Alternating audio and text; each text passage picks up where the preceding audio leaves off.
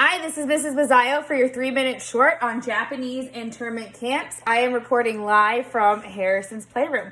So let's get it started. You have Executive Order 9066. You have to keep in mind that Pearl Harbor was an attack from the Japanese, and the United States, unrighteously so, was suspicious of all Japanese Americans. So President Roosevelt signed this executive order, which forced the relocation of over 115,000 Japanese Americans to what are known as internment camps.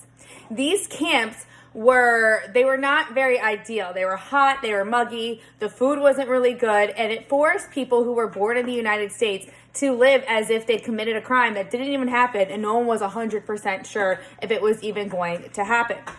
It was so bad that it actually went up to the Supreme Court in Korematsu versus United States, 1940. The Supreme Court overall ruled with President Roosevelt and said that during times of war, these things are necessary.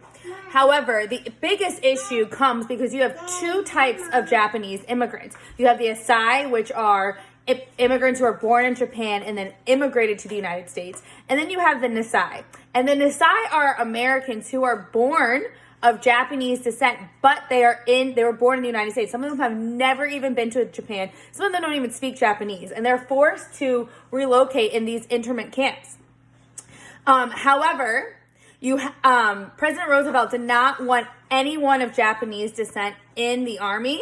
However, of course, we need troops. He ultimately revisited his decision, and in 1943, he allowed for Nisai to join the military. You have over 30,000 Nisai who join what is known as the 442nd Regional Combat Team. And this team was so great, they came back from war with over 18,000 decorations. So that's huge. And the worst part actually with having all these decorations, they're being rewarded for their bravery, for their heroism, and for being so patriotic. Meanwhile, their families are still in internment camps in Japan. As you can see, this was not one of the best moments of U.S. history. Ultimately, in 1988, the United States government apologized for placing the Japanese in internment camps and paid each survivor $20,000.